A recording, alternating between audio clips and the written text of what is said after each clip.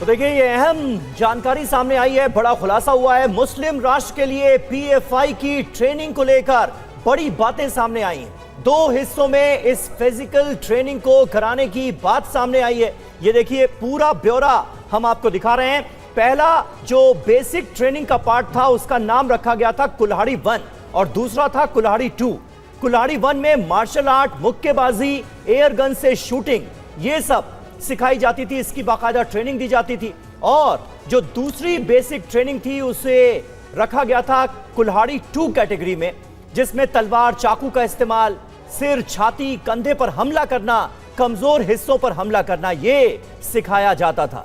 तो पीएफआई की ट्रेनिंग का ये हिस्सा था। 2 हिस्सों में बाकायदा फिजिकल ट्रेनिंग दी जाती थी। पीएफआई के कार्यकर्ताओं को इस बात का भी जिक्र किया गया है। इसका पर्पस क्या था, उद्देश्य क्या था? शारीरिक रूप से फिट बनाना, सरकार हिंदू संगठनों से लड़ने में कार्यकर्ताओं को सक्षम बनाना, ये मकसद बताया जा रहा है। और योगशाला के नाम पर यह ट्रेनिंग दी जाती थी पीएफआई यानी पॉपुलर फ्रंट ऑफ इंडिया के कार्यकर्ताओं को।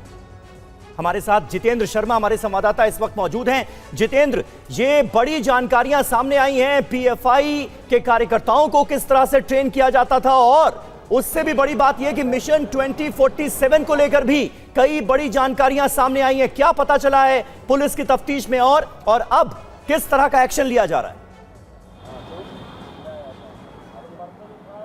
जी बिल्कुल, देखिए एनआईए ने हाल ही में इस पूरे मॉड्यूल के ठिकानों पर रेड की थी और रेड के दौरान बाकायदा एनआईए को एक लाल रंग की डायरी भी बरामद हुई। इस लाल रंग की डायरी के अंदर कुछ नामों का जिक्र था और जब तफ्तीश शुरू हुई तो पता चला कि ये जो नाम है उनमें से कुछ ऐसे नाम थे जो सीधे तौर पर पीएफआई को सहयोग कर रहे थे, बाकी कुछ ऐसे नाम थे जो कि सहयोग नहीं कर रहे थे। और डायरी के नीचे साफ तौर पर उन लोगों के नाम के सामने टारगेट लिखा हुआ था, यानी कि जो पीएफआई को सहयोग नहीं कर रहा था वो सीधे तौर पर इस मॉड्यूल के टारगेट पर था और आने वाले वक्त में उन पर हमला करने की पूरी प्लानिंग तैयार कर ली गई थी।